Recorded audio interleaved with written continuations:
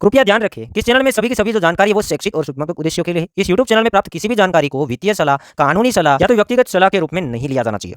जय हिंद दोस्तों, आपने world famous Ferrari luxury car के बारे में बिल्कुल सुना होगा।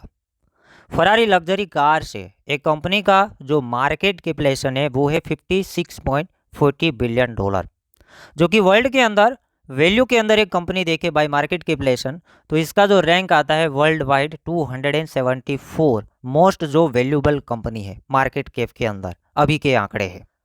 तो यही वर्ल्ड फेमस जो फरारी कंपनी है वो अब क्रिप्टो करेंसी को पेमेंट के लिए एक्सेप्ट करेगा, जो कि लग्जरी जो स्पोर्ट्स कार से उसको बेचने के लिए।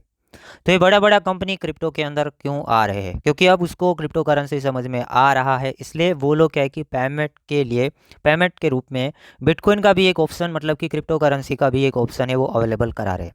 और ये जो न्यूज़ है मार्केट के लिए कुछ हद तक पॉजिटिव न्यूज़ अपडेट है। नेक्स्ट हम बात करेंगे स्पॉट बिटकॉइन ईटीएफ के मामले के बारे में।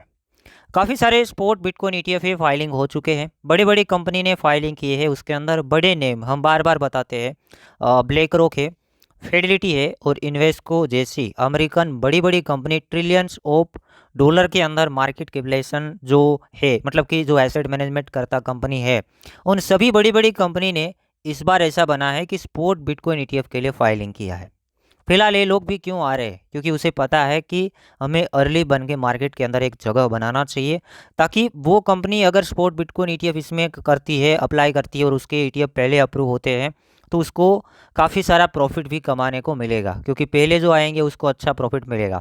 वरना हम ब्लैक रॉक की बात करेंगे, उसके फाउंडर लैरी फिंक आज से कुछ साल पहले बिटकॉइन को पोंजी कहते थे, स्कैम कहते थे, मैनिपुलेशन कहते थे, वो भी कहते थे कि इसका यूज मनी लॉन्ड्रिंग के लिए हो। What I think about most of these cryptocurrencies, it just identifies how much money laundering there is being done in the world. Is it true that you're building out a cryptocurrency capability? No. Don't your clients want crypto exposure? No, I don't believe any client has sought out crypto exposure. हो रहा है। आज के दिन देखेंगे तो वही founder bitcoin को कहते हैं digital gold. Believe we should think about crypto as a substitute of currency, but I am fascinated by it as an asset class. Specifically on Bitcoin, we're a believer in digitization of products, and we do believe it could revolutionize finance. It's digitizing gold in many ways as a कि एक digital gold है। इसी तरीके से एक grey scale नाम का company है, जैसे हमने शाम को भी बात किया था, इससे पहले भी बात किया था। इसका पूरा मामला अगर आपको जानना है तो कल का वीडियो एक बार आप चेक करना, ताकि आपको कोई भी डाउट ना आए कि ग्रे स्केल ने क्या, कैसे, क्यों ऐसा हो रहा है। तो ग्रे स्केल ने भी 2022 के अंदर स्पॉट बिटकॉइन ईटीएफ का फाइलिंग किया था। वहां पर एसएससी ने वो ईटीएफ को रिजेक्ट भी कर दिया था। जैसे रिजेक्ट किया तो ग्रे स्केल ने केस भी किया था एसएससी के अगेंस्ट कि क्यों रिजेक्ट हुआ। उसके बाद हमने देखा अगस्त महीना 2023 के अंदर ग्रे स्केल कंपनी वो केस विन किया था।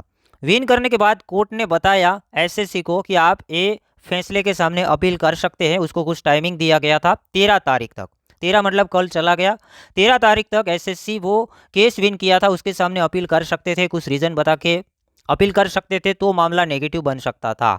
अगर वो केस विन किया उसके अगेंस्ट में अपील कर सकता था एसएससी, बट उसने ऐसा किया नहीं। एसएससी ने अपील नहीं किया, जो कोर्ट का डिसीजन आया उसके सामने कोई अपील नहीं किया, मतलब मामला पॉजिटिव है। और अब से एक ग्रे स्केल है वो भी स्पॉट बिटकॉइन ईटीएफ के लिए रेडी है। और कहीं ना कहीं ये देखने के बाद ये लगता है, आप देखिए ये एक छोटा कंपनी है कंपेयर टू जो हमने बात की ब्लैक रॉक के साथ कंपैरिजन करने जाए तो ग्रे स्केल छोटा कंपनी है। तो यहाँ पर एसएससी ने अगर अपील नहीं किया है तो ये मानिएगा आने वाले टाइम के अंदर जितने भी स्पॉट बिटकॉइन ईटीएफ है वो फाइलिंग हुए हैं वो अप्रूव होने की पॉसिबिलिटी बन जाती है। अब यहाँ पर इसने अपील नहीं किया तो होगा क्या है ग्रे स्केल का? आने वाले 7 दिनों के अंदर 2 निर्णय आएंगे। या तो इसका जो ईटीएफ है केस तो विन कर गया, उसके बाद एसएससी के पास कुछ टाइमिंग था अपील करने के लिए, कोर्ट के एक डिसीजन के सामने कि केस क्यों विन किया है, नहीं करना चाहिए था, ऐसा कुछ बताना था, अपील करना था, बट अपील नहीं किया। मतलब कि ठीक है केस विन किया वो ठीक है, अपील नहीं किया इसका मतलब ये होता है। अब आगे का जो कदम है ग्रे स्केल का, या तो ईटीएफ अप्रूव होगा या तो डिले होगा, रिजेक्ट नहीं होगा, क्योंकि रिजेक्ट हुआ था उसी झमेले में केस वगैरह हो गया और केस विन भी कर गया। तो दोनों में से एक बात बनेगी। रिजेक्ट तब हो सकता है जब ये ब्लैक रॉक या तो फिडेलिटी के ईटीएफ अगर रिजेक्ट होते हैं तो फिर ग्रे स्केल का भी हो सकता है। तब तक हम 2 बात के ऊपर ध्यान रखेंगे, या तो इसका ईटीएफ डिले होगा या फिर अप्रूव होगा। बट पॉसिबिलिटी ये दी जा रही है कि अपील नहीं किया, इसका मतलब ये इंडिकेशन है कि जितने भी दूसरे ETF फाइलिंग हुए हैं वो भी अप्रूव होने की पॉसिबिलिटी बन जाती है। क्योंकि अपील किया होता, आप समझना, अपील किया होता तो मामला नेगेटिव बनता कि भाई तो थोड़ा ETF अप्रूव होने में भी कहलाता कि ETF होगा या नहीं होगा। बट अब यहाँ पे ज़्यादा कन्फर्मेशन मिल रहा है कि दूसरे ETF भी अप्रूव होने की पॉसिबिलिटी है। नेक्स्ट बात करेंगे कोइनबेस के ऊपर जो लॉ शूट किया था। कोइनबेस के ऊपर भी SEC ने लॉ शूट किया था कि आप अनरजिस्टर्ड ब्रोकर के रूप में अमेरिका के अंदर काम करते हैं। तो जो कोइनबेस की लीगल टीम है वो काम कर रही है, रिप्लाई भी दे रही है और बार बार बता रही है कि आपने ये जो केस किया है, कोर्ट को ये बताया, SEC ने कोर्ट में पहले केस किया कि ऐसे ऐसे चल रहा है। तो कोइनबेस की जो लीगल टीम है उसने कोर्ट को बताया कि ये जो केस है ना उसको डिसमिस किया जाए, हमारा ऐसा कोई गलती नहीं है। तो अभी बस वही चल रहा है। बट यहाँ पर कोइनबेस बार बार रिप्लाई दे रहा है, ये मामला सुलझाने के लिए बार बार रिप्लाई दे रहा है, रिस्पॉन्स दे रहा है SEC को या तो कोर्ट को, दोनों को। तो ये थी आज की कुछ न्यूज़ अपडेट। उम्मीद करता हूँ ये वीडियो आपको पसंद आया होगा। जो कि पहले हमने बात की फरारी कार के बारे में। नेक्स्ट जो ब्लैक रॉक का मामला चल रहा था मार्केट के अंदर, 13 तारीख को अपील का लास्ट डेट था बट अपील नहीं किया, तो वहाँ पे एक इंडिकेशन गया कि दूसरे ETF अब अप्रूव हो सकते हैं। ग्रे स्केल का तो होगा ही होगा बट दूसरे भी अप्रूव होने की पॉसिबिलिटी थोड़ी बढ़ जाती है। तीसरी बात यहाँ पे कोइनबेस। अब थोड़ा सा मार्केट की ओर नज़र मार देते हैं। तो यहाँ पे हम बिटकॉइन के बारे में बात करेंगे। तो बिटकॉइन का प्राइस $26,900 के ऊपर ट्रेड कर रहा है। शाम को जब ये अपील नहीं किया गया, वो न्यूज़ जैसे ही फैली मार्केट के अंदर एक जंप देखने को मिला जो कि $300-400 का जंप आया। काफ़ी अच्छा था, $400 का जंप हमें देखने को मिला। अब आगे यहाँ पर देखेंगे तो बिटकॉइन $26,500 का सपोर्ट लेके अभी बैठा हुआ है। यहाँ पर अभी हम एक साइड भी एनालिसिस नहीं कर रहे हैं, जैसे मुझे कुछ इंडिकेशन मिलेगा आपको बता देंगे। बाकी अभी यहाँ पर वेट एंड वॉच वाली बातें हैं। चाहे तो आप स्केल्प टाइप के ट्रेड कर सकते हैं। एक ही बात कि यहाँ पे आप ऐसे लगा सकते हो, सपोर्ट एरिया अभी टिका हुआ है तो पार्ट में ट्रेड लेना है 26,700, 600 एंड 500, 400 के आसपास ऐसे मार देना है। अगर उसे काटता है तो ट्रेड कट जाना चाहिए बस।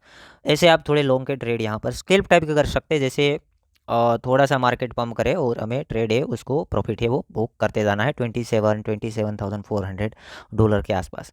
बाकी मुझे इंडिकेशन मिलेगा, यहाँ पर थोड़ा नज़र रखते हैं कि क्या यहाँ से वॉल्यूम बनना शुरू होता है या नहीं होता है, क्या इसमें बाइंग बनता है नहीं बनता है। 1-2 दिन में यहाँ पर हमें कुछ क्लैरिटी है वो मिल जाएगी। तो वीडियो को लाइक करना, चैनल को सब्सक्राइब करना। बाकी ऐसे ही कंटेंट हम बना रहे थे। बाकी लॉन्ग टर्म वाला जो एनालिसिस हम पहले से ऑलरेडी कर चुके, ये जो एनालिसिस होता है वो शॉर्ट टर्म होता है। तो मिलते हैं एक नई वीडियो के साथ।